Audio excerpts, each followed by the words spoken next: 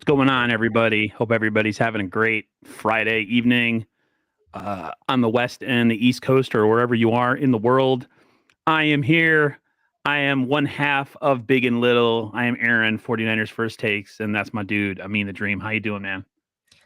I'm doing great. Niners got a W on Monday, so that was my week has been pleasantly great. They got a W, so kind of like I'm obviously I'm a Niners fan, and I know you are as well. So like, if the Niners lose, like my week is just way worse than if the Hmm. Niners win, and if the Niners win, like my week is going great. So whenever the Niners win, everything's going great that week.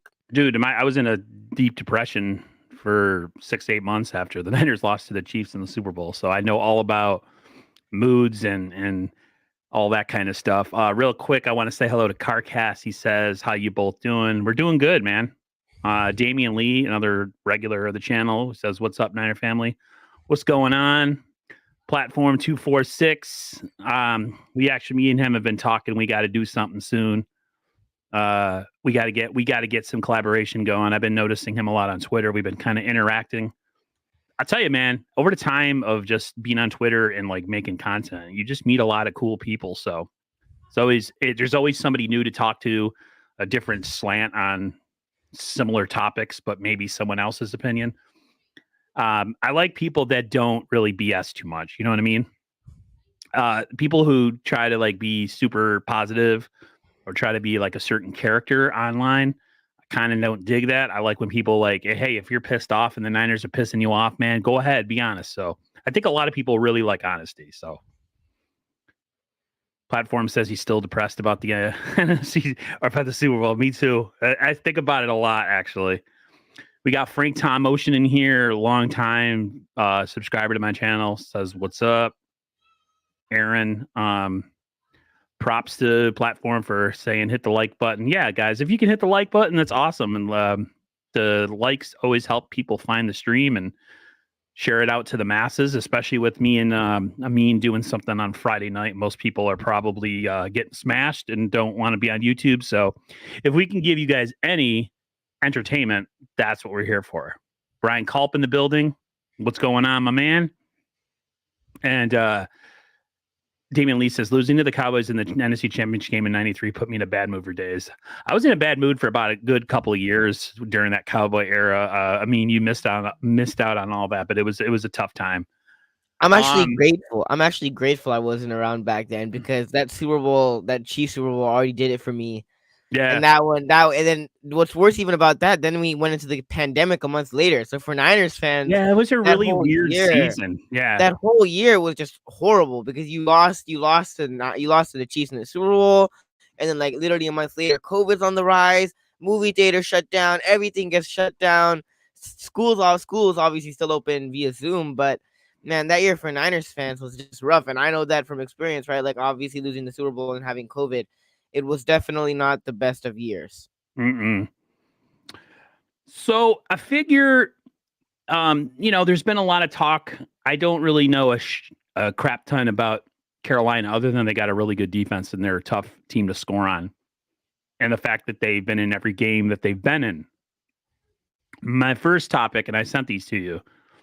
My first topic was, can Kyle Shanahan get the offense going, especially the run game? And the Niners have been really stellar on defense, and we'll get to that. But their offense has been very, very lackluster for varying reasons. Jimmy Garoppolo taking over, Jimmy Garoppolo being Jimmy, offensive line issues, Elijah Mitchell going down. Is it important? Because I think it's important to me. Let me start that over again. How important is that the 49ers get their offense going against Carolina, a team with a pretty good defense, but a team they should beat? I mean, they're not offensively a very gifted team. So this is one of those games where like I see 49er fans being a little cocky, but everybody needs to just like back up a little bit. What's your take on the Niners maybe trying to be, I don't know, offensively dynamic, get the running game going, whatever? The offense hasn't been spectacular, and me personally, right, and I'll be honest, I didn't expect this offense to be spectacular because if you look at the last couple of seasons with Jimmy G under center, this offense has never been spectacular. It's never been like, wow, we're putting up numbers like the Chiefs or like we're putting up 40 points per game. Like this offense has never been a top 5 offense or like the Bills or like the Chiefs. It's never been that. What I really like expect from this Niners offense is like watching that Thursday night game yesterday and seeing how bad the Broncos were offensively and they lost. I would just like the Broncos offense played horrible, but the Niners offense played worse. And in the game against the Rams, right, the week later, the game against the Rams, all this Niners offense really has to do is just being able to put up enough points to win the game because the defense is going to do their best that they can. And so far, they've only allowed 46 points throughout the first 4 games of the season, which is the number 1 in the NFL. So I don't expect this offense to be spectacular. Obviously, I have expectations in the running game, and I expect this team to put up a reasonable amount of points. But all this offense really has to be good enough because the defense is going to do their job, and we've seen them do their job throughout the first 4 weeks of the season, and I expect that to continue if this defense can stay healthy. All the offense really has to do is do their job, and that could be Jimmy Garoppolo limiting his mistakes like he did on Monday night, or having a good efficient run game, running the ball down team's throats, right? Like just doing simple things like that. If Jimmy can limit his mistakes, the run game can get going, the offense can get into a rhythm early, this Niners team can be a successful football team. It's just that this Niners offense and specifically Jimmy Garoppolo has to just play mistake-free football and be a good game manager. And if he can do that, and this Niners offense can get into a rhythm early and just can get into a rhythm offensively, this defense will do their part. If the offense can do their part, this Niners team can be successful. Yeah, this is not one of those games where it's a really complicated recipe to win. Mm-hmm. Score more than the other team and play really good defense. The Carolina Panthers are an offensively challenged team. I mean, they have Baker Mayfield. Talk about we think we have quarterback issues. I mean, they have Baker Mayfield as their quarterback.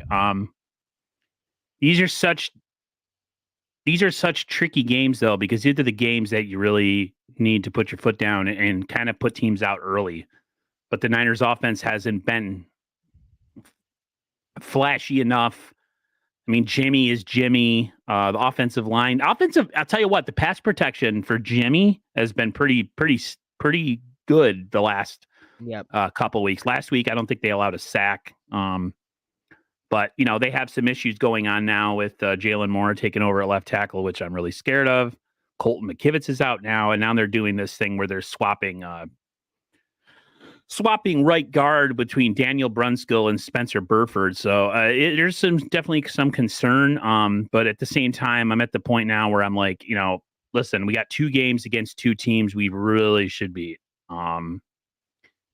But I see the score from Brian Culp. He says 30-10. I don't know if the Niners can score 30 points right now, homie.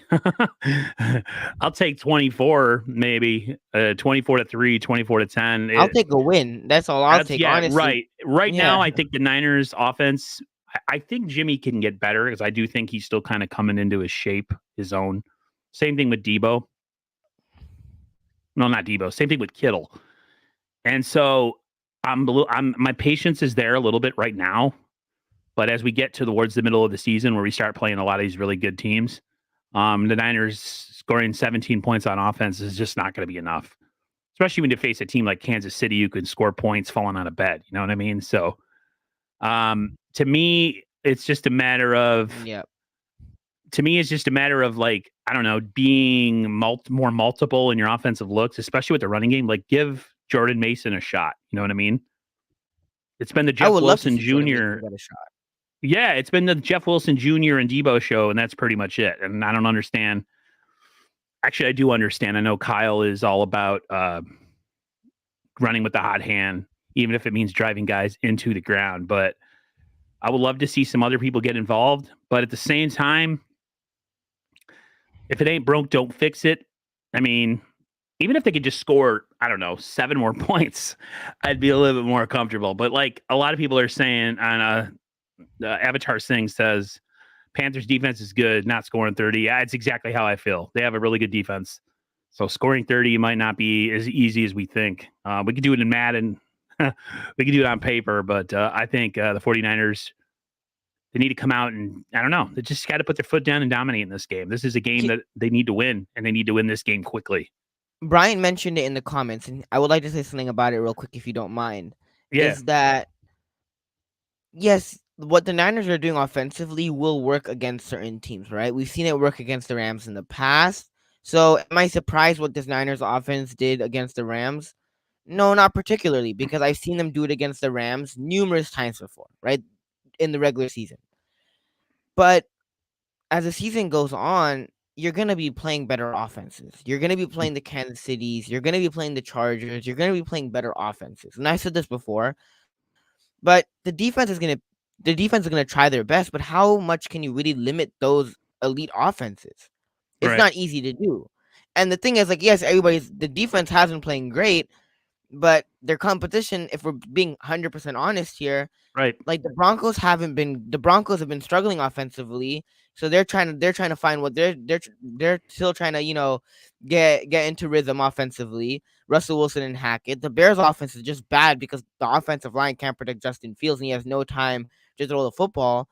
And in the Rams, we've seen them do it to the Rams before. We've seen it numerous times. We've seen it for almost 3 years in a row.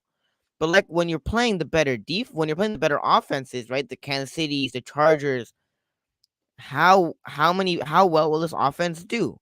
Because as a defense, it definitely helps having a great defense, but you're not limiting, the Chiefs to only 9 points or 15 points. Like the Chiefs can come out you and they'll score as many points as they really want. Not as many as they want, but it's easier for them to score points when you have so much talent, such a great quarterback. Same thing with the Chargers. So in those games, the defense can do what they can, but they're not going to be able to completely neutralize those offenses. Let's just face the fact. They're not going to be able to. So that's when the offense really has to step it up. And what can the offense do? Can the offense go toe-to-toe with some of the best offenses in the league? Can they put up enough points to go up against some of the best offenses in the league? They haven't shown that yet. And if you really want to win those football games, that's what they have to do, is that they have to be able to put up points offensively. I'm going to switch gears to defense now. This defense has been fantastic, okay? Like you said. Take into account the teams we've gone against. You always got to be a little bit realistic when you talk about things, but I don't know who I was listening to, but it was somebody of note who said that he thinks this 49er defense could be one of the greatest of all time.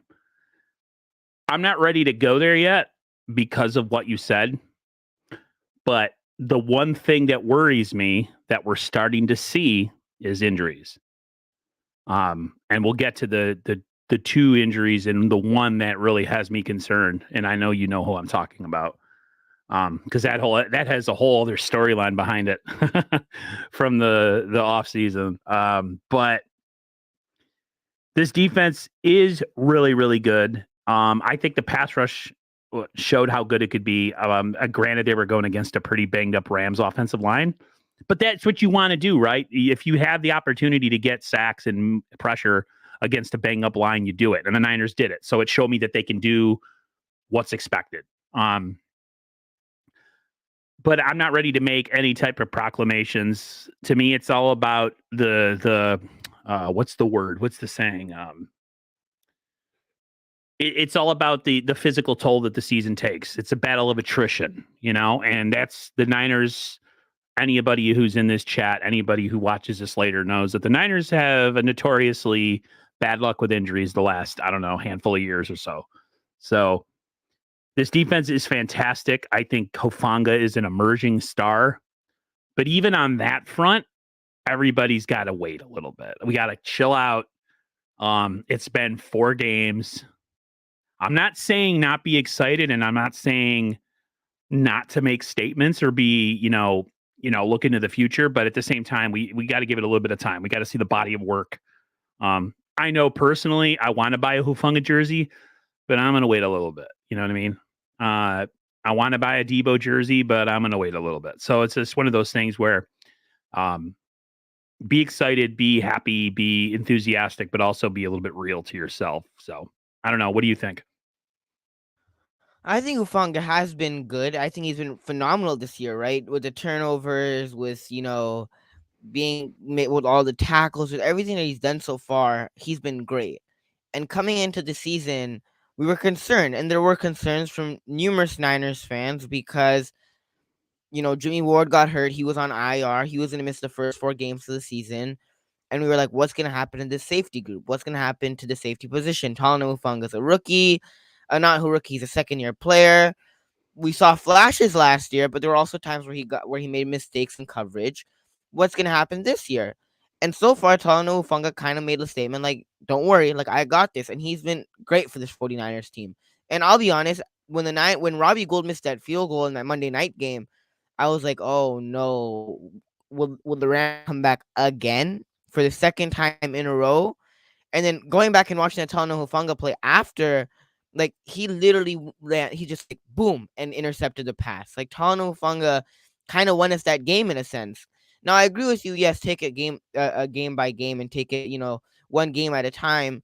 And I do think people are saying that he's gonna be a Pro Bowler, or he's a Hall of Famer, or he's an All Pro, or whatever, right? Like, those kind of maybe have to stop because it's only been 4 games, and I think maybe we never know what's going to happen with his career. You can't really predict someone's career, but I think so far Talanoa Hufanga has been a stud, and I think he's been great so far for the 49ers.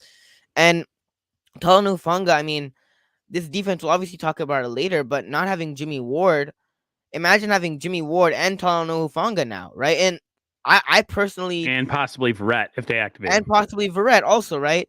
And having this whole defense has already been phenomenal. But now with Jimmy Ward coming back, with Verrett coming back, you have your defense at 100% strength, at full strength.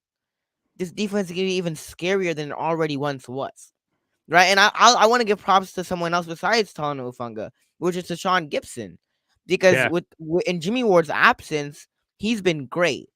And a lot of fans, we're obviously, a lot of fans are looking at Talanoa Hufanga because the interceptions and the highlight plays. And every game, he's had a highlight play. That Denver game, he had that play where he was coming off the edge and he, stuffed the running back in the backfield, kind of like Troy Polamalu. He had the interception in the first game, interception in the Rams game. And then in the Seattle game, he like tipped a pass and Tashawn Gibson intercepted it. But Tashawn Gibson and that whole safeties, and both the safeties in Hufanga and Tashawn Gibson have been great so far. And this defense, with the additions, we'll obviously talk about later, but with the additions of Jimmy Ward and some of the guys coming back, this defense is going to be at 100% strength if they can stay healthy. And this defense is going to be even better than it already was, which is going to be even scarier. To me, I've been around a long time and I've seen a lot of 49er seasons. And the one thing I've learned, and anybody in this comment section who's old like me, 35 to 40, 45, 50, whatever, the seasons are so long. We watch, how many times do we watch at the beginning part of a season and see a team like the Cardinals last year just blow it out of the water, and then all of a sudden the second half injuries start mounting, and all of a sudden they make it to the playoffs and they get bounced by the Rams. You know what I mean? Like, it's such a long process, but I'm not like, it's weird. I have a pessimistic side to my personality when it comes to the Niners because I've been burned so many times recently, not in the past, not in the old days, but recently. My nephew's the same way. My nephew's 27. I know I talk about him all the time. He's actually thinking of, I invited him on our NWO show on Monday, so you might see my nephew on there. He's I was just about to say, I was like, I've heard you talk about your nephew so many times. Why not have him on the channel one time? Yeah, he's like, I don't know what to say. I don't know what I should do. I told him, I said, I'll send you some topics. You don't have to stay the whole time. You can come on for like 10, 15 minutes and just give your honest opinion. He's like me. He kind of looks at things like, I'll want to wait and see this thing play itself out. Because he's old enough to have witnessed the last couple Super Bowl losses. He's never experienced the win. The last time they won was the January in the year that he was born. He was born in July. The Niners won that Super Bowl January, February of 95, even though it was the 94 season. So, I mean, he was born in that year, but he never exactly experienced it. I've seen the Niners be great for a really long time. I was spoiled. For you to miss out, on the early 2000s and how bad the 49ers were, oh my God. after the Jeff So Garcia T.O. era. It was pretty bad. my uncle, he tells me about it all this time, right? Mm. And like when I first started watching Niners football, and I've said this before on multiple different platforms, it was Jim Tom Sewell and Chip Kelly. Those were my first 2 years. Oh, And my uncle, he was like, the years were like with Mike Singletary and Mike Nolan were so bad so bad. that they would that he wouldn't even watch the Niners games. Like he wouldn't even watch them. At least, and he told me I this. didn't watch him. I didn't watch him with a close eye. I used to watch him and say, "Oh, we Yeah, lost. What is our draft he used to position going just to be?" yeah. He used to basically tell me, right, and he still tells me sometimes to this day. He's like, at least those days with Chip Kelly and Jim Harbaugh, there would be some highlight plays that you could see in every game, or like a big run or a long touchdown. And the Mike Nolan, Mike Singletary, early 2000s, like there was nothing. Like he would tell me straight up, like there was nothing really exciting or interesting going on with the Niners. And I obviously wasn't alive to see the early Niners, but I'm glad I wasn't. But obviously, I've gone through my fair share of pain as well as a Niners fan, being a young Niners fan, because when I was alive, right, 2007, when the year I was born, I Jeez. went Ah. Ravens lost, Giants, special teams issue, Richard Sherman's iconic interview, I'm the best corner in the game, right? This NFC Championship loss, Super Bowl loss. I've been alive to witness 2 Super Bowl losses. Mm-hmm. It's rough. It's rough. Been As super a rough. young Niners fan, it's rough. It's definitely rough being a young Niners fan. Some of the guys in the comments are talking about how great Mitch Wisnowski has been and how he's been, banging punts inside the 10. Listen, I was the first guy to say, or one of the first guys to say, that I really wasn't a big proponent on drafting a punter. A lot of Niners YouTubers felt the same way, guys on Twitter, whoever.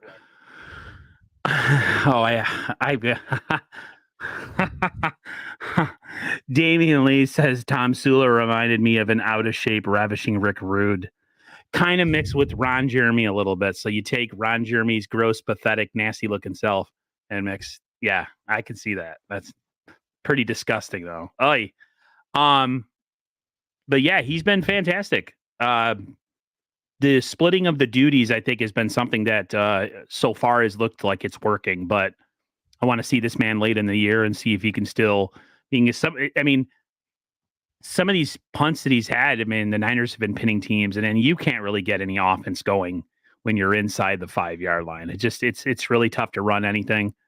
But yeah, Mitch Wisnowski has been pretty fantastic. I was not surprised that Ray McCloud fumbled, because that was his thing coming out of Pittsburgh when we signed him. But I had a feeling it was going to happen in a game that we really needed something to happen positively. Sure enough, he coughs one up against was it against the Rams? Didn't he fumble? Yeah, and he got it back. I was like, here we go. Here it is. I hate being that guy and being like, speak of the future and it will happen. But sometimes things just, I don't know. Sometimes things just, I don't know. I could just think them into existence and they happen. But hopefully he got that fumble out of his system and that'll be it. Yeah, Mitch's look great. Robbie's look good other than the misses. And the special teams coverage in general has been really good. And Ray finally. Yeah, so they haven't been too bad. Yeah, I mean, what is it? You have to win at least 2 of 3 phases of the game. And right now the Niners have been playing 2 phases really well. And offensively, if they could just score a couple more points, I mean, the Niners could see themselves down the road being a playoff team. But somebody made a point. We were talking about offense, and he made a good point, or about defense. Where is it? We go back. It's Brian Culp. He said Tampa Bay and Green Bay. Oh, no, that's not what I'm thinking. Sorry. It was Avatar Singh. Sorry, Bryant. He says we have to see this defense against Kansas City and the Chargers. Totally agree. Agree. Those are like different level offenses. And that's we've been placing junior high offenses. Now we're going to face some NFL offenses. So I would like to see. But that's the thing. We've seen them do it to the Rams before, right? So this defense? Am I saying that it's not great? No, it's definitely great. It's definitely been playing at a phenomenal and a high level this year. But we've seen them do it to the Rams before. In the other 3 games, they aren't the greatest offenses. If you do it to a team like the Chargers or the Chiefs, that's the real deal, right? And then that's when you really know, okay, this defense is great, but that's when you know, like, all right, this defense is another level than what we initially expected. If you could do if you could neutralize that Chiefs and Chargers offense, but that's the real test also for the offense as well. Same thing with the defense and the offense. Is offensively, can you put up enough points to go toe to toe with the Chiefs and the Chargers and the elite offenses, and then defensively, how well can you perform and how well can you neutralize the other offense, right? So I'm excited for those games because those are the games that shows you the real test or shows you how real or how really good this Niners defense and offense potentially can be. And if hypothetically, like a lot of Niners fans are saying that this team is a Super Bowl contender, yada yada yada, if the Niners do make the playoffs and hypothetically they make it to the Super Bowl, you're probably going to be going up against a Bills defense, a Bills offense, or a Chiefs offense, or a Chargers offense. Those offenses are the real deal. They aren't the Rams. Those offenses are another level, right? The Rams are here. The Bills, Chiefs offense, those offenses are up there. So what you show me in the regular season against a Chargers offense or a Chiefs offense really kind of gives me an example of what you might potentially be able to do if the Niners do make the Super Bowl. Is that how can you do against those Bills or other elite offenses? I will say this about Mitch though, and I know a lot of people might disagree with me here on Mitch Wishnowsky.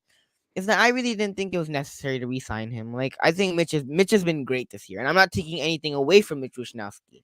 He's been great this year, but I don't really think you need to be paying a punter. Like I didn't think you needed to drafted Mitch Wishnowsky in the fourth round. I didn't really think you needed to extend him for your $13 million contract. Like, obviously, it isn't expensive, but I just think it was unnecessary. Like, I'll be honest, you could get an undrafted guy that could probably be doing the same stuff that Mitch Wishnowsky does. Yeah. Right? Like, and I understand, like, obviously we know what Matt Ariza and what happened with his situation. But if 4 years down the road and the Bills re-sign Matt Ariza, you're like, all right, you understand why they re-signed him because he got a hell of a leg. He can kick like 70-yard punts. He's I a freak mean, of I could tell nature. you right now, he's never playing. He's never He's playing in not the playing NFL again. again, right? But if Nah. hypothetically, if everything went right and the Bills re-signed him, you're like, all right, you understand why they re-signed him. And I understand why the Niners re-signed him, but let's just be honest, there's nothing really special about Mitch Wishnowsky. He's a punter. He's a good punter, but he's nothing like he's not special. So yes, I understand why they re-signed him, but I really didn't. I thought it was just unnecessary. And people might disagree with me on that, but I think you don't really need to draft a punter. You don't really need to, extend your punter unless he's like really, really, really good. With Mr. Snowski, he's all right, but he isn't like super talented or anything like that. I just think it was unnecessary. Frank Garcia asks, "Are the Rams missing the playoffs?" Personally, I don't think so. No, As long as they have Cooper Kupp and Matt Stafford and Darren Donald and Ramsey, they'll be in this thing. And if they get Van Jefferson back, I don't know. With teams that have a quarterback, even though he's maybe not at the level of the other guys we talk about, he's still a better quarterback, statistically and game wise, and then Garoppolo as far as explosive throws, making big throws. And Cooper Kupp, I mean, listen, we stopped everybody else in that game last week, but we didn't stop Cooper Kupp. And he still got 100 yards and, 12, 11, 12, 13, however many catches he had. So, the only way I could see the Rams missing the playoffs is if someone like Cooper Kupp went down, because he's really been their offense. Him and Higbee. He goes down, they have some serious problems. That offensive line is kind of chintzy right now. They have some issues too, but like it's weird with me. When you have elite players that produce really at a high level on a week to week basis, I never say never as far as playoffs. So right now, I'll say they're going to make the playoffs just because I think the Cardinals and Seattle are not that great. But we'll see. I mean, things could change. I mean, a huge injury happens. That's any team. Huge injury happens, and all of a sudden the tides change. I'm just interested to see this offense that the Niners have right now. I want to see if it. I don't know. they're not going to be to the same level as the defense. It's just not going to happen. But I want to see, even with Jimmy Garoppolo, if they can reach a place where you'd be comfortable saying, okay, they'll score 24 to 30 points. And, you know, if the defense has an off day, we could still be in the game. This defense has to play perfect every single game right now, at least. And it's kind of scary. I don't feel very at ease watching games right now. And then, I mean, Jimmy Garoppolo is what he is. He is who we thought he was. You know, I mean, we've seen enough of him. We know what he is. He's not going to all of a sudden become a guy. I mean, to me, his arm looks less than it did personally, just from watching him. But let's keep it positive. And I mean, we're playing a team we should beat on Sunday, regardless if they're on the road. I think the Niners defense, the Niners just have to come out in this game and play them like they're playing the Kansas City Chiefs. I mean, you cannot look at them and be like, hey, this is an easy win. Chalk it up, because that's what happens. You get beat. So real quick, I just want to say up to Peo time. He says, "What's up, Aaron? What's up, everyone in Aaron? Hope y'all all are well." Thank you, Peo. Rams YouTuber. Yes, I am cool with a Rams YouTuber. He's a really good guy, and he might actually be coming to a town near me soon. So I might accidentally run into him. He's doing some work, he said, and I joked and said where I'm from, and he's like, "That's actually where I'm going." So it'll be cool to see if I can run into my favorite Rams YouTuber. If it doesn't happen, that's cool too. But it was an interesting kind of weird conversation. I just randomly threw out where I'm from, and he's like, "I'm actually possibly working there." So, and yeah, he says, "Thanks for the shout out. Haha, we'll try to hang out." Yeah, that'd be cool. That would definitely be cool. The Niners need to be a 10 play clock killing offense team. 10 play clock. Oh, I see what you're saying. Yeah, I mean, see, I'm great with offenses that have 10 play scoring drives, as long as they sit there and score. You know, if you're going to hold the ball that long and drain clock, you better get touchdowns and not field goals. So, I mean, how do you feel? You think this offense can, even with Jimmy, can kick it to a level where they can be a little bit more, I don't know, even as a team, or do you think that that's not possible? It all depends on Jimmy, right? It all depends on if Jimmy can, number one, limit the mistakes and limit the turnovers. And I do definitely agree with Damien, is that you've seen it in the past with this Niners offense, is that the way this Niners offense a lot of the time is successful offensively is they have long drives that kills the clock, and they have long 10 plus play drives where they pound the football down your throat. They have some quick passes for Jimmy Garoppolo, and then the Niners capitalize in the red zone. You saw that in that Jacksonville game last year, right? And nearing the end of the year, that's what the Niners did, and it worked for them. And that's what the Niners really have to do, is that, run the football down teams' throats. Jimmy Garoppolo, if he can just limit the mistakes, right? And especially in crucial moments, if he can just limit some of those mistakes, this Niners team will be fine. It just, can they limit the mistakes, and can Jimmy Garoppolo limit those mistakes? I don't expect this offense to, obviously be, a top 5 offense in the league. There are certain offenses like the Mahomes and the Chiefs and the Bills that can score one play touchdowns. They could have like a deep pass and that, can score at will.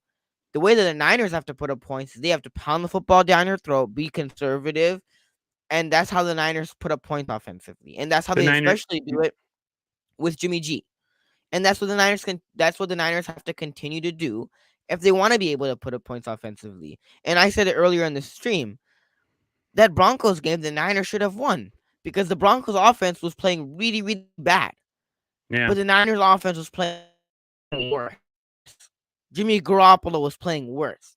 And that's why the Niners didn't win that game, because the Broncos were playing bad already, but the Niners offense was playing even worse than the Broncos offense. And like, those are the games where still we could be sitting here nearing the end of the season, and we could be sitting at 9-8 or whatever, right? It could be tight, and you have to win a game, a tough game, week 17, and make it to the playoffs. You're in a situation where you're trying to get into the playoffs. Games like losing to the Broncos or losing to the Bears, those are games where you really could have won those games, but then they might end up costing you in the end. So we obviously know the Niners potentially could be 4-0 at this point, but the Niners offense, they just have to be able to put up enough points to beat the opposing team. Because I trust this defense, but as long as Jimmy Garoppolo can limit his mistakes, and offensively they can just do what they're supposed to do, this team can be successful. It's just a question mark of can Jimmy and can this offense. I'm going to hit a couple. I'm going to say what up real quick to Ty Alston in the stream. He says, "What's up, faithful?" He said, "Aaron and Amin, two cool creators. I appreciate that, my man." Appreciate that. Damian Lee says, "Remember the Giants beat the quick scoring Bills in the Super Bowl?" That was a long Damian Lee. That was a long time ago. I don't know if the league is the same anymore. I mean, I guess the recipe is the same as far as like Niners holding the ball, but the Niners still have to score. The Niners still have to score. You can't have 14 play drives and get a field goal or not get anything. So yeah, you can play that kind of game and be play ball control, but you still got to score touchdowns. You can't play ball control and score 3 points because all the other team has to do is score 7. You could have a fantastic defensive game and only give up 7 points. So Payo Time has a question. He says, "I know many Niners fans are critical of Jimmy." No. He says, "Do you think the criticism gets to Jimmy when he has a bad game? He seems to bounce back despite criticism."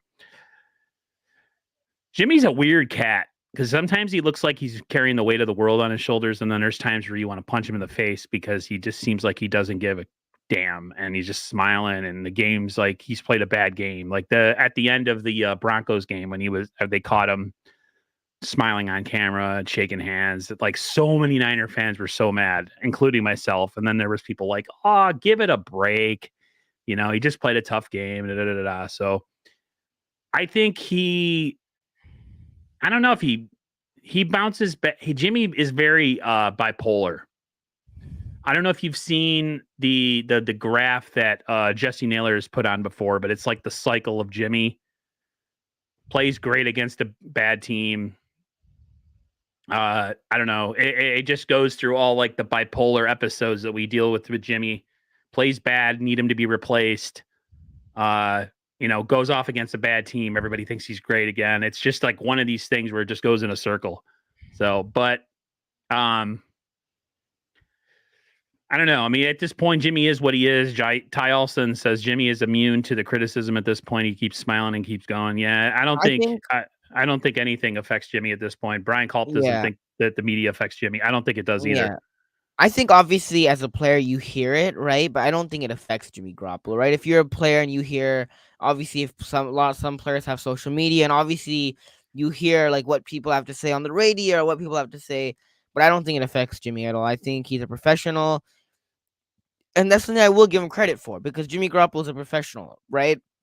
And as us as fans, we're very critical of not only the team but the players on that football team.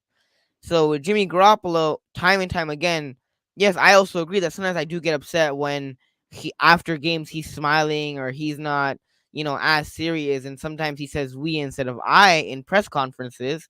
But I think Jimmy Garoppolo at the end of the day, and we've seen it time and time again, is that he's a professional. And whether the fans are criticizing him, whether he's getting asked questions from the media, right? Like he's always been a professional. And that's something I got to give Jimmy credit for, that he's always been a professional, and whatever the circumstance might be, right, he's always shown professionalism, and that's something I will give Jimmy Garoppolo credit and props for. The locker room loves him, whether we love him or hate him. Maybe except for Brandon Ayuk. These guys love him. Kittle loves him. Listen, I'm not a Jimmy guy, okay? I've had enough of him. But he's what we got right now. We got to roll with it, and we got to support him whether we want to or not. Then you're not a real... I mean, you can boycott the season and not watch. I mean, that's up to you. And some of us were feeling that way after Trey got hurt and all that. I understand.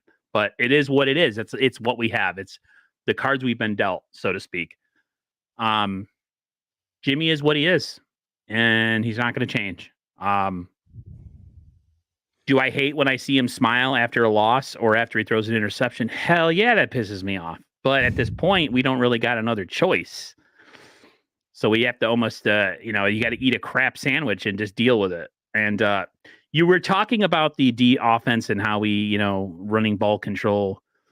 There was a saying back in the day that the Niners was offense of 1,000 paper cuts when they were comparing the 49ers offense to the Miami Dolphins offense in the year that Montana went against Marino. And it was their old center, Randy Cross. They had the question of the Dolphins, and they scored a gazillion points, and Marino was breaking records. And then there was the Niners offense, the death of 1,000 paper cuts. The Niners would just bleed you to death. They're kind of still that way. I think Montana didn't have a huge arm, but he still has a better arm, and he's more accurate than Jimmy could ever be in his sleep. But I mean, it is what it is, and we can't expect more than it's hard, man. I watch 49er games, and I want to see them blow the doors off people, and I just know it's not going to happen. It's tough. I want to play what if real quick, and this is a really bad what if. And, oh God, don't ask me about Brock Purdy. No, and it still hurts to this day. But what if the 49ers, instead of drafting Solomon Thomas, went out and got Patrick Mahomes? Like it I don't know if Kyle would have been patient enough to wait for him. I don't know if Kyle would have, but like if mental. Mahomes' career went the same way that it went in Kansas City, and Mahomes was this phenomenal quarterback, and he was basically the same that he was in Kansas City, and you move him to the 49ers, and Shanahan did everything right. Can you imagine like this Patrick Mahomes and this Kyle Shanahan if he did utilize Mahomes properly? We'd probably have 8 rings by now. 2 or 3. We would have at least 2. Yeah. At least 2 by now, at least, hands down. But unfortunately, we have to live in what is reality, and that is not reality. It hurts. That what if still hurts. It still hurts. I know. You do it in Madden though. Yeah. I have done it in Madden before. One thing I want to jump to the stay on the offense and talk about Kittle. I'm in a weird state of mind because sometimes I get really critical of Kittle because he's always hurt, and I'm saying he's maybe over the hill, and maybe I've been on a little bit of the Grant Cohn thing where I kind of think that Grant's right, that maybe we should move on from him while he still has some value. What's your opinion on Kittle? Do you think Kittle's just getting back into game shape? Do you think Kittle is being used to block too much? Do you think Kittle still has what it takes? What's your opinion? I'm kind of on the negative with Kittle, but that's kind of my personality anyways. What's your opinion? I think it's the way that he's being utilized. Personally, I think it's mainly because obviously you have the injury with Trent Williams, but the Niners are using him in a lot of run sets, and he's kind of, in a way, their 6th offensive lineman. So I think one of the issues is that the way that they're using him, where you've seen in the past where Kittle's having over 1,000 yards, I think it's the way that they're using him, right? He's kind of basically a 6th offensive lineman. And another thing with Kittle, and I said this a couple of weeks ago on our Friday show, is that Kittle, when he had those 1,000-yard seasons, when he was breaking records, number one, the quarterback was different, but Kittle was primarily the number one option for this 49ers team, right? In 2018, I think the year was, Debo wasn't there, right? Ayuk wasn't there, right? Like, we really didn't have a wide receiver number one. Like, we had guys like Marquise Goodwin, Aldrick Robinson. Like, we didn't have wide receiver number one. So Kittle was kind of the number one option as a pass catcher. So Kittle was obviously having those great seasons because Kittle was the number one guy. Same thing that he had his second year. I think we had a bunch of injuries and different things like that. But when Kittle was the number one option, of course Kittle was putting up numbers. And then on top of that, Nick Mullins and like CJ Beathard, a lot of those guys, number one, CJ Beathard played with George Kittle in college, so they already had the connection. So obviously, you play with a guy in college, you obviously have a connection with him, and that obviously transfers to the NFL. But with Nick Mullins, you see a lot of these backup quarterbacks coming into the league, or you see a lot of backup quarterbacks starting sometimes because the starting quarterback gets hurt. A lot of the time, like, those guys like to throw to their tight ends because their tight ends a lot of the time are their safety blanket.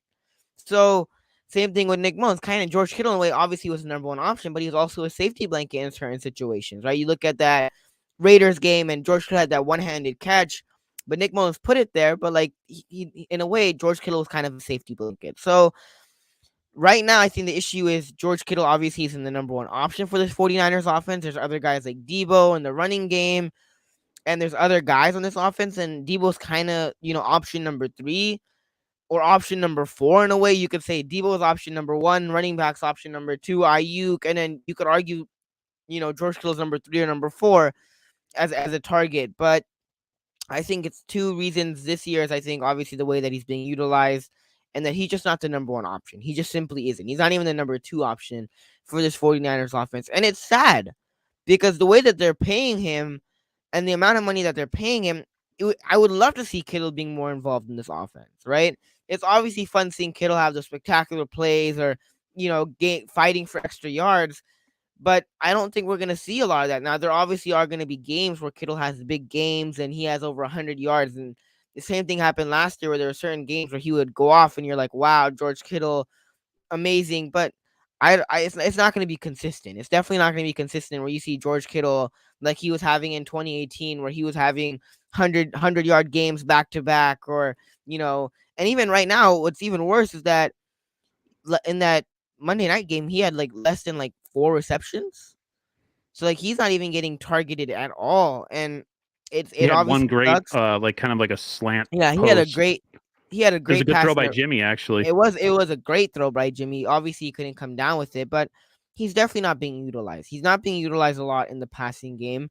And Kyle Shanahan, in my opinion, feels like running Debo and running the football, and some of these other guys are better options at this particular moment in time, and that's fine. But it's tough with Kittle. It's obviously tough because we had high expectations, and we just obviously he hasn't lived up to them, and that's not all Kittle's fault. And it's not. I wouldn't blame that at all on Kittle, but he definitely hasn't necessarily lived up to what we expected out of Kittle when we gave him that contract. Definitely.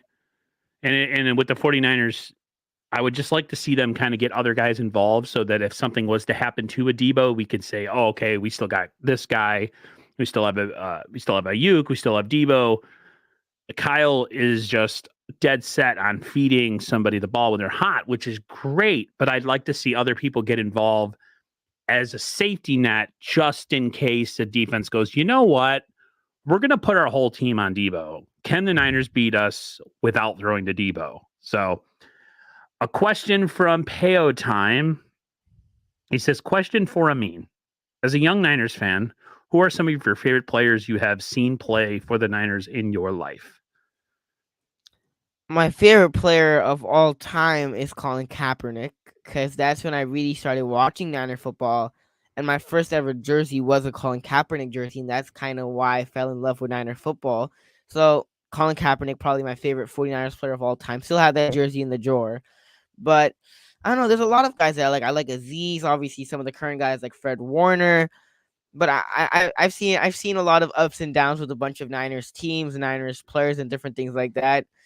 I obviously don't remember as much as I once used to. Like I remember some of the guys that we used to have, like Ray Armstrong, and we had a lot of different guys come through with this team. But if I just say, I obviously I can't give you like all the Niners players because they're not coming to my mind. But if I had to pick one, I would say Colin Kaepernick, and then some of the current guys like Aziz and Fred Warner. And shout out to Peo. Love what he does on the NFC West Network. I love watching his channel. I love watching He's his channel. Such a comfortable, easygoing content creator. As far as like, I watch his shows. I'm not a Rams fan, but I feel welcome in his stream because he's very welcoming. Now he's very, very chill, very kind. There's people that are out there that are fake nice, who are nice for views, and they're nice because they want to put out an image that they're chill. And then there's Peo. There's guys like Jay in the Bay, very similar. They're like authentically nice. They're not nice because they want to get 120 people watching their stream, and they never say anything that's maybe negative. That's just their real personality. So props to guys like Peo. Props to guys like Jay. I'm actually going to have a stream with Jay in the Bay tomorrow, so guys look out for that. He says, "Ah, you two are too kind. Thank you for the kind words. It's the truth, homie. I don't lie. I'm like Superman. I don't lie." Couple more last things before we get out of here. Left tackle concern, right guard rotation. What's up with the right guard rotation? Spencer Burford and Brunskill all of a sudden having this rotation issue. I'm not really comfortable with that, but apparently Kyle Shanahan likes to experiment with things that you do in the preseason in week 5 of the NFL season. It's working. Yeah. It's working, right? We Jimmy Garoppolo didn't get sacked once, so I mean, even though it's strange, right? As long as it's working Super out, strange. yeah, it's really strange. McKivitz went down, which was obviously like, oh no, Trent went down, then McKivitz, and now you have Jalen Moore. Didn't look too good in preseason, but I mean, this offensive line hasn't been bad so far, and it was did surprisingly well against that Rams defensive line. So, got to give credit to the offensive line. Hopefully, they can maintain that the rest of the season. But it's definitely strange, the rotation, what they're doing with Brunskill and Burford. But if it works, if it ain't broke, don't fix it, I guess. So if it works and the Niners are able to, do well in pass protection and run blocking, like if it works, sure, even though it's unusual, as long as it works and the Niners are able to do stuff on offense, I'm okay with it. But it definitely is particularly unusual. You sound like Anakin from Attack of the Clones when Padme's questioning about something sounding like a dictatorship. And he's like, well, if it works. For any of you Star Wars fans out there, you know what I'm talking about. I've never seen Clone Wars. I've never seen Clone Wars, but if Attack of the Clone, it's episode 2 of Star Wars of the 9 movies. Oh, it is okay. I'll let you guys in the chat know what I have planned next week, hopefully. Speaking of Star Wars, for any of you guys who listen to 95.7 The Game, you know who Joe Shasky is. Been kind of going back and forth with him on Twitter for about 6 months. Left him alone for a while. Started talking to him. Noticed he likes Star Wars. Kind of got it because I'm a big Star Wars fan. Whether, good or bad, I love the Obi-Wan series. I like Mandalorian. I'm trying to get into Andor. It's kind of slow. He's interested in coming on the channel. I don't know how that's going to happen, but he says he's interested. So look for that in this coming week. We're going to talk Star Wars and 49ers. So if you like Star Wars and 49ers, make sure you guys join that stream whenever it is. As far as I'm a Superman guy. Okay. I'm a DC guy. I know DC movies. Batman all the way. What do you, Superman? Because I grew up in the late 70s, early 80s. So the Christopher Reeve Superman movies.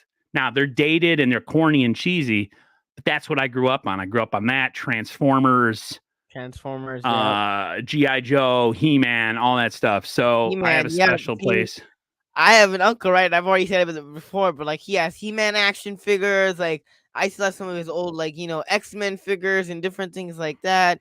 And when I was younger, like my grandpa would record and put it turn it into DVDs of the old 1990 Spider-Mans and the old Batmans. And I remember watching all the old Batmans, like the old Spider-Mans, Spider-Man, I've seen all of that stuff, right? So when I grew up, I grew up watching, obviously when I was younger, I used to watch some, Bob the Builder and different things like that. But at an early age, I started watching Spider-Man and the old Batmans and the old Spider-Mans. And definitely, if I had to pick my favorite Marvel and DC superhero, it's definitely Spider-Man and Batman, because I grew up watching the new shows and the old shows, and I still watch a lot of the old shows and the movies and stuff like that. So Spider-Man and Batman definitely are up there for me. Ty Olson says back in the day, the Reeve Superman movies were the standard. They were. I mean, if you watch them now, they're horribly dated, and it was the 70s, early 80s. I'm a big Henry Cavill guy. I really like Henry Cavill Superman. There is a rumor that he might show up in Black Adam. I don't believe it until I see it, but I know Marvel's kind of the standard and they really have a well-cohesive universe, even though I don't like Marvel movies or characters, but their universe is, second to none. But I've always been a Superman guy. I don't know. Like when I don't necessarily stand for truth, justice, and the American way, but I don't know. Superman had powers, and instead of using them for evil and for domination, he used them for good. So, I mean, what would you do if you had, superhuman strength and heat vision and all that stuff? But I digress. We're talking about 49ers here, not GC or all this other stuff. So I think the last question I'll ask you, and then we'll get out of here, is okay. So we got the injuries, but we have some guys coming back. We have Verrett, we talked about coming back, and Ward. Eric Armstead dealing with plantar fasciitis, which I've dealt with before. Now he's having issues with both feet. So he's going to be out a bit. The one that gets me is Kinlaw. We all know the whole offseason thing with him and Grant and that whole thing. We don't have to really talk about it. Some people were on one side of the issue. Some people were on the other side of the issue. I know some people might leave this stream when I start talking about this, but and I'm not like a Grant cheerleader. I do like Grant's work, but I can understand how he can kind of come off a certain way to some people. If they don't like him, that's fine. I was on his side with this one as far as like, you don't touch reporters, no matter what they say. You have to have tougher skin.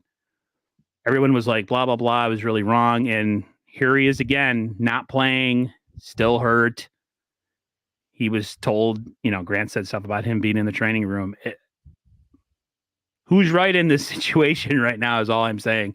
I wish Kinlaw was on the field, and I wish the Niners drafting of him however many years ago wasn't right now, at least as I look at it, looks like a huge mistake. One of the reasons being that he had really bad knees coming out of college, Yeah. arthritic, all this other stuff. Niners still drafted him. I saw something with Jesse Naylor, who deals with knee issues. He said that when knees have fluid and there's fluid issues and they swell up when you're I think taking airplanes or something, it has to do with people who end up having arthritic knees. And some people just get arthritic knees. With all that being said, the Niners knowing this, I mean, this is probably like worst case scenario. And to me, with all the surgery and all the talk that he was finally back and stuff, and now we're right back to where we were. How worried are you that this could be the beginning of the end with him if this keeps becoming a reoccurring thing? Or do you think this is just part of something and they're going to get through it and we're going to get through it on the other side? I personally think this is a bad thing, and I think he's kind of is what he is, and the Niners made a mistake drafting him. But how do you feel about it? I think they'll get through it, but I think this definitely will have an impact on the way that his career will go.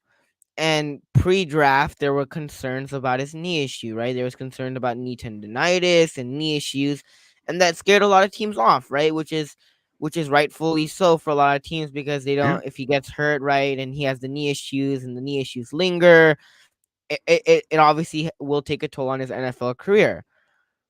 It was a risk. The Niners took the risk, and frankly, so far, it hasn't been paying off for the 49ers. We thought after the surgery, Javon Kinlaw was like, all right, my knee's feeling great, different things like that. My knee's feeling the best it's ever felt. But it was a risk that the Niners took.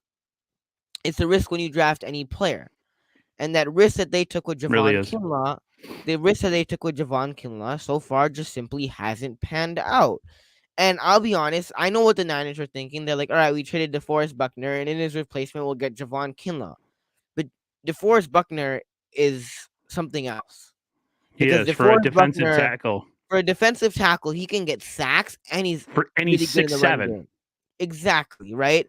So DeForest Buckner, I said this before, but DeForest Buckner is like a top 3 player at his position, right? Mm-hmm. There's like Chris Jones, Donald, and him. Yep. They're like up there, right? If you expected Javon Kinlaw to be that with those knee issues, he had the potential. Sure, you could say that much, but it's obviously a draft guy with the knee issues.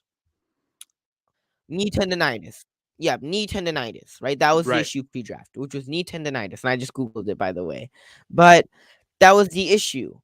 And I think it definitely will have an impact on his career. And really, my only expectations for Kinlaw this year was just stay healthy, bro. Like, those are my only expectations, right? I don't need you to have a career year or have, 10 sacks, or I just need you to be able to stay on the field.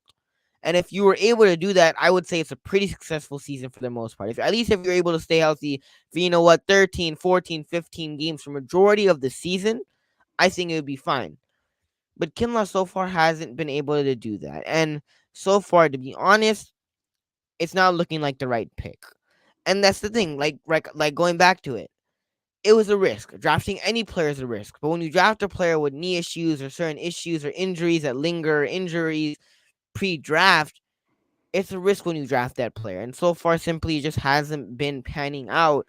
And I think it definitely will have an impact on Kinlaw's career long term because as a defensive tackle, right, you're pushing, you use your knees a lot, you use your legs a lot, right? So it obviously will have an impact on his career unless it miraculously just goes away, but it doesn't. And with Kinlaw, where the Niners drafted him, obviously he has a lot of eyes on him, especially with Niners fans because of where he was drafted and who he came in to replace, which is DeForest Buckner. I think the Niners will definitely get through with it. And I think I think the Niners will definitely still keep Kinlaw around for a year or two, but it definitely will have an impact on his career in the long term, and it definitely will have an impact on his career in the future. And it was a risk that the Niners took, and simply so far it just hasn't been paying off. I'll just say this in the short term, as great as this defensive line is and all the depth that we talk about it, we're testing that depth now because now we're down 2 guys. Not only are we down Armstead, we're down Javon Kinlaw. So we're going with, trying to think of his name. He's one of my favorite players. Kevin Givens, Kevin Givens. Yeah, like Kevin Givens is a great player, but what happens if Kevin Givens hurt? You know what I mean? Like that's the thing with depth. Depth's great until you have to start using it for injury. So hopefully neither of these injuries are really serious. I know this is a long season, and the Niners have a really good secondary, so maybe they'll just have to cover more and get coverage sacks, and then we won't really feel the impact. Hopefully, you guys stay healthy in front of them, like Ridgeway. Omenehu has been playing some inside stuff now. He's really versatile. He's been a really good pickup. Samson Ebukam, of course, outside. So. Kerry Hyder, too. Kerry Hyder, I think they said they might have him playing inside as well. So for now, we're good. And we have the horses. When you get to this point in the season and we're already down 2 defensive tackles, it's like, ugh, you know what I mean? Already. So, but hopefully this is the end of it. And hopefully we get them back later in the season and we're competitive and we still have a chance and it will not be really talked about or thought about. But I just want to say thank you to everybody who's in the chat tonight. On a Friday night, you could be a lot of places. Bashar's coming in just as we're leaving. All right, I can watch now, and we're like, all right, my bad. You guys could be in a lot of places on a Friday night. You decided to share your time with me. Appreciate that. Guys like Peo, Ty Alston, Brian Culp, Carcast, even Bashar coming in here to represent my NWO brother. Hey, Bashar, if you're in here right now, I talked to my nephew. And he might end up jumping on with us on Monday. So, one, he doesn't look anything like me. And 2, his personality when it comes to the 49ers, you're going to see is eerily similar to this guy, even though we look nothing alike. Okay, so we talked. For any of you who care, I posed the question, and I know Bashar knows what I'm talking about. I said to my nephew, is it about the journey? Or is it about winning championships? What do you think my nephew said? Winning championships, because you said that. So he definitely said winning championships. My nephew's like, screw the journey. Right. What journey? Yeah. He's like, it's about winning. If you don't win a championship, you failed. Yeah. See, I taught him well. But no, like when me and him watch games, we're highly critical. He had a bad feeling with that Denver game. And I was being more positive. And the more and more I watched that game, I'm like, how did my nephew know this? How did they know we were going to lay a freaking egg? He's not a Jimmy guy, but he's kind of like me. It's like, well, we got to go with what we got. So we might as well kind of be supportive, even if we don't want to be. So he's kind of in that mindset right now, but he was very impressed with the defense and all that stuff. But he's like me. He's like, he thinks long-term. He thinks season. He doesn't really get caught up in the early stuff. He just wants to see, okay, what do we do next week? Oh, we're playing a team that we should beat and we should blow out.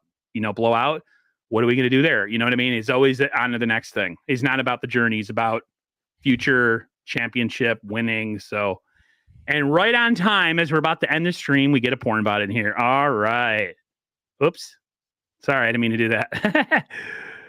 But I just want to say thank you to everybody who's coming in here. Thanks for everybody coming in late. And Bashar and anybody who's come in this chat tonight. We're going to get out of here. I got to work early. Amin's going to enjoy the rest of his evening. Till next time, everyone. Have a great night. Have a great weekend. Hopefully the Niners win on Sunday and we could have stuff to talk about next week. And as 49er Minded says, the only journey I care for is Steve Perry. Exactly. All right. See you later, everyone.